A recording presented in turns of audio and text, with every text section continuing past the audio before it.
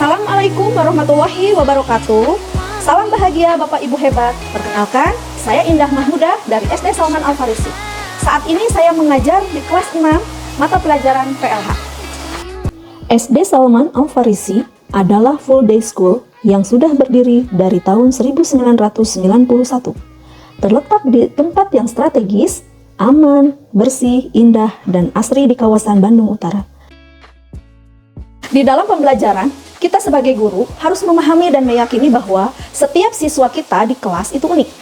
Memiliki karakteristik yang berbeda-beda, beragam kemampuannya, beragam pemahamannya, dan beragam kecepatan belajarnya. Pembelajaran berdiferensiasi berakar pada pemahaman bahwa tidak ada siswa yang sama. Setiap siswa memiliki pengalaman latar belakang dan cara belajar yang berbeda. Oleh karena itu, mereka memerlukan pelayanan pengajaran yang berbeda, satu dengan yang lainnya. Sehingga mereka dapat mengerti kompetensi dan materi pembelajaran sesuai dengan ciri khas dan keunikan masing-masing, agar mereka dapat berkembang secara optimal.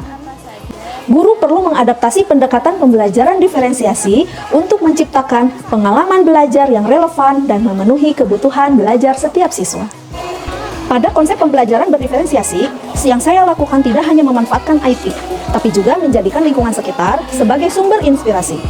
Pada kesempatan kali ini, saya akan berbagi praktik baik pembelajaran berdiferensiasi yang telah saya lakukan, yaitu Selami Sakti Air. Sebagai penyelamat bumi, siswa aktif tangani isu air.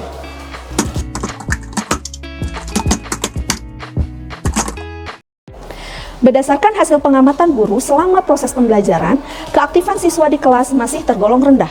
Meski guru telah berusaha menarik perhatian mereka dengan berbagai metode seperti diskusi kelompok dan permainan edukatif, tetap saja respon yang diterima masih kurang. Kurangnya keaktifan ini tidak hanya mempengaruhi proses pembelajaran, tapi juga jangka panjang terhadap perkembangan karakter dan keterampilan siswa. Interaksi yang kurang membuat mereka kehilangan kesempatan untuk mengasah kemampuan berpikir kritis dan kolaboratif. Di sisi lain, lingkungan sekitar sekolah memiliki potensi yang besar untuk menjadi sumber belajar. Oleh karena itu, saya merancang suatu praktik baik pembelajaran berdiferensiasi berbasis pengamatan lingkungan sekitar dan dipadukan dengan pemanfaatan IT.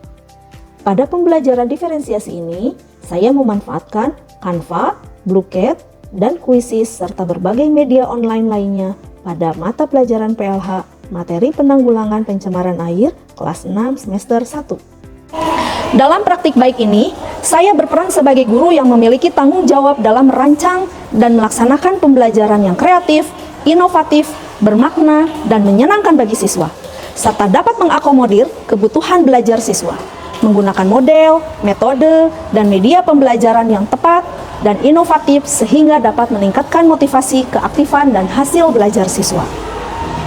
Tantangan yang saya hadapi dalam melaksanakan pembelajaran adalah kegiatan pembelajaran dilakukan di dalam dan di luar kelas.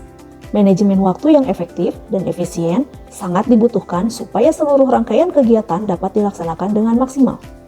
Pada tahap perencanaan ini, saya menyiapkan bahan ajar media, LKPD, kuis, dan rancangan aktivitas pembelajaran yang akan dilakukan. Selain itu, saya mempelajari kembali profil siswa berdasarkan hasil asesmen awal yang dilakukan. Pada kegiatan pendahuluan, saya memberi salam, lalu meminta siswa membaca doa dan menanyakan kabar siswa. Anak-anak, hari ini Bu Indah senang sekali ya melihat kalian, wajah-wajahnya ceria-ceria. Apa kabarnya semuanya? Baik. Alhamdulillah ya. Ada yang tidak masuk hari ini? Tidak ada. Ada? Masuk semua. Oh, tidak ada. Masuk semua ya? Jika berdoa, angkat tangannya, tundukkan kepalanya. Baca surat Al-Fatihah. A'udzubillahi minasyaitonir rajim. Bismillah. Saya mengajak siswa meyakini kembali kesepakatan belajar yang telah dibuat bersama.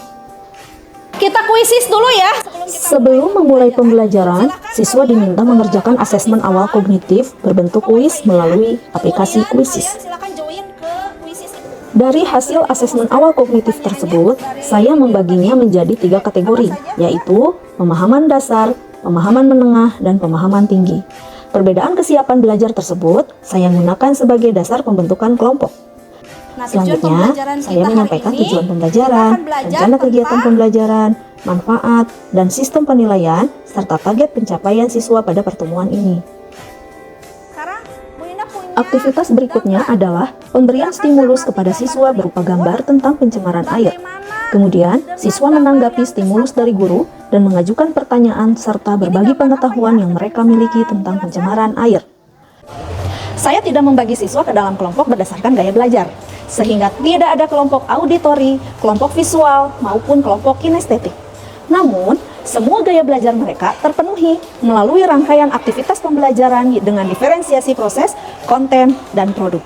Saya memberikan arahan kepada siswa untuk fokus terhadap tujuan kegiatan dan menggunakan waktu yang efektif untuk melakukan analisis dan pengamatan tentang berbagai kondisi air di tempat-tempat sekitar lingkungan sekolah. Mereka mengambil sampel air dari berbagai tempat seperti air selokan, air kolam, dan air buangan limbah dapur di sekolah kami.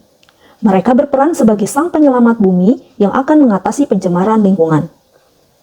Kegiatan ini tidak hanya memberikan pengalaman belajar yang menyenangkan dan membuat siswa aktif, tetapi juga memfasilitasi kebutuhan belajar kinestetik dan visual yang baik. Siswa dapat belajar secara langsung melalui gerak dan penglihatan sehingga lebih mudah memahami dan mengingat materi pelajaran. Selanjutnya, siswa diberi kesempatan untuk berbagi pengalaman menarik selama pengamatan tadi. Aktivitas pembelajaran dilakukan dengan diskusi oleh masing-masing kelompok untuk mengolah data dari hasil pengamatan yang telah mereka lakukan. Melalui tab yang dimiliki siswa, mereka mencari sumber kajian literatur di perpustakaan melalui e-book atau mencari artikel di internet dan sumber belajar lainnya untuk mengidentifikasi kondisi air yang tercemar dan berbagai cara penanggulangan pencemaran air. Selain itu, saya memberikan link bahan bacaan sesuai dengan tingkat pemahaman mereka sebagai penerapan pembelajaran diferensiasi konten. Kelompok 1 atau pemahaman dasar diberikan link bahan bacaan sederhana berupa gambar dan teks pendek tentang alat-alat sederhana penjernihan air, misalnya arang, pasir, kerikil, kain saring. Bahan bacaan berisi penjelasan dasar mengenai fungsi masing-masing alat. Kelompok 2, pemahaman menengah, menerima link artikel singkat dengan ilustrasi yang lebih kompleks tentang langkah-langkah membuat penjernihan air dengan bahan alami. Artikel ini berisi informasi tambahan tentang kelebihan dan kekurangan dari berbagai bahan penjernih.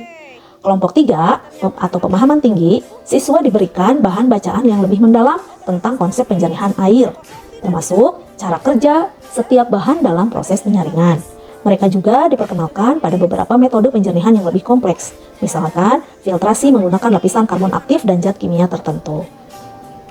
Saya mendampingi siswa melakukan diskusi kelompok dan memberikan pendampingan intens kepada siswa dengan pemahaman dasar atau kurang sesuai dengan hasil asesmen awal. Selain itu, siswa kelompok pemahaman tinggi yang sudah selesai mengerjakan studi literaturnya, mereka diberi misi sebagai tutor sebaya bagi kelompok yang pemahaman dasar kurang. Aktivitas selanjutnya adalah siswa melakukan percobaan proses penjernihan air.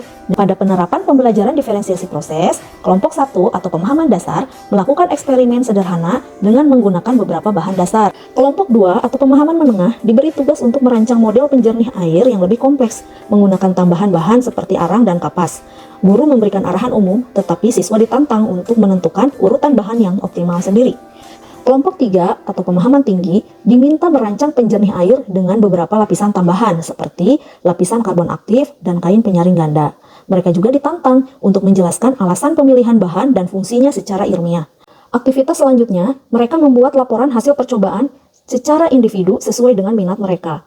Mereka bisa memilih dalam bentuk infografis, presentasi atau PPT, poster, buklet, atau video. Hal ini adalah bentuk diferensiasi produk. Di akhir pembelajaran, siswa diajak bermain game di aplikasi Bluecat, menjawab soal-soal dengan suasana yang kompetitif namun menyenangkan. Di akhir pembelajaran, saya memandu siswa untuk menyimpulkan materi yang telah dipelajari. Siswa diminta untuk menuliskan refleksi pembelajaran sesuai perasaan dan sebagai penutup kelas, siswa bersama-sama mengucapkan hamdalah sebagai rasa tanda syukur kita kepada Allah. Perasaan saya senang karena bisa mengetahui apa itu pencemaran dan jenis-jenisnya. Berdasarkan hasil pengamatan yang saya lakukan, selama proses pembelajaran, siswa lebih aktif dan antusias dalam mengikuti pembelajaran. Hal tersebut dikarenakan siswa dibebaskan dalam melakukan eksplorasi di luar kelas. Selain itu, pemanfaatan teknologi membuat pembelajaran lebih interaktif, siswa lebih bisa memahami data yang dikumpulkan, berbagi temuan, bekerja secara kolaboratif, dan menyusun laporan secara sistematis. Sekian praktik baik yang telah saya lakukan di kelas bersama siswa-siswa saya. Semoga menginspirasi. Wassalamualaikum warahmatullahi wabarakatuh.